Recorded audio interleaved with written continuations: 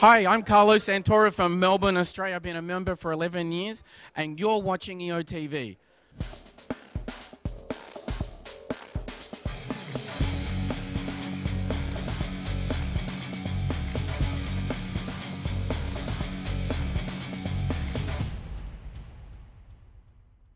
Hi, welcome to EOtv. I'm Randall Mauricio. And I'm Terry Apostle. Thanks for spending some time with us today. Yeah, a little later we'll have a tip for you from a member out in St. Louis. But first, do you know what your customer is looking for in a product? Ever thought about conducting a survey to find out? Yeah, in order to really discover what your customer wants, you have to ask the right questions. Rick Barrera is the author of 3 sales books, including his latest, Overpromise and Overdeliver.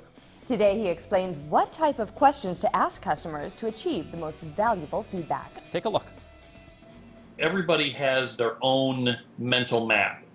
And by that I mean it is our way of seeing the world. In the beginning of the interview, you're simply asking questions and trying to understand what's on their mental map, not for the purpose of making a sale or making a transaction. That will come.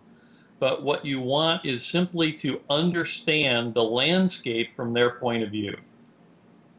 Once you've got that, what happens is they typically will, at the point where they feel comfortable with you, will start asking you for help in solving their problem. What's the problem the customer is trying to solve? What's the goal that the customer is trying to achieve?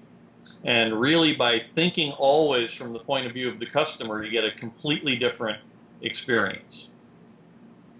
So then the question becomes, of course, how do you get that? How do you discover the customer's mental map? And the way you do that is by asking open-ended, exploring questions. And there are 2 parts to that. The open-ended is meaning it requires a narrative response rather than a yes or a no or a one-word answer. But the second part, the exploring piece, is really critical as well, because what you're really seeking there is not facts and figures. Too often salespeople are asking questions like, how many employees do you have, or what's your budget for this particular area.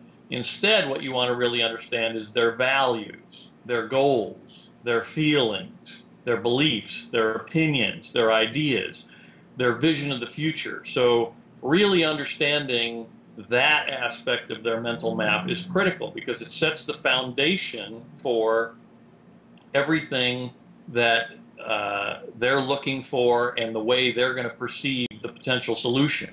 Allbusiness.com has tips on creating the best survey. They say to keep the questions short and to the point.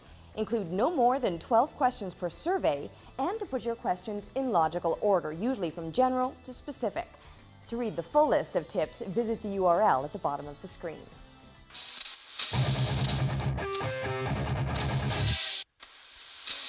Yes, we promised you a tip today, and here it is. We're talking managing touch and impact points with EO St. Louis member and author Shep Hyken. Shep, take it away.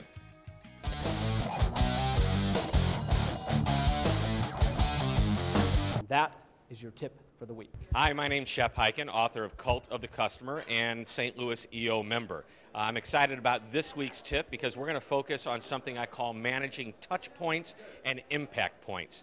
Everybody, no matter what their position is in your company, is involved in customer service. Everybody manages impact and touch points. Let me define what they are. Touch points are any interactions you have with your customer on the front line. Impact points are things that happen behind the scenes. Now, it's easy for employees who have frontline interaction to think that they're in customer service and have to deal with the customer. But behind the scenes, people don't recognize the impact that they have. And let me give you an example.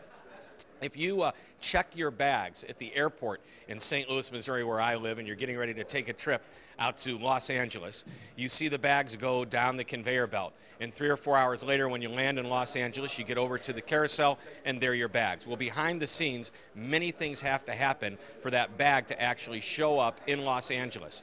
Those are what I call the impact points.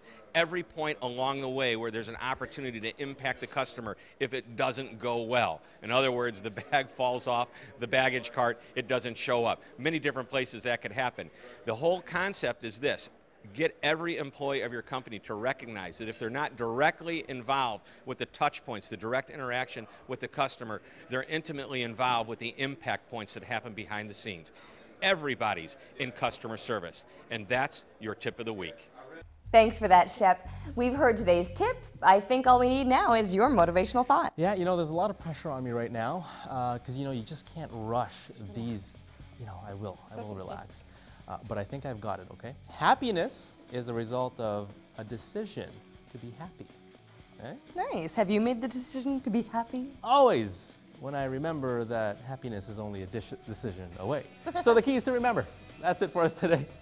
We'll see you again in 2 weeks. We'll be back with another great EOtv webcast. See you then. See you.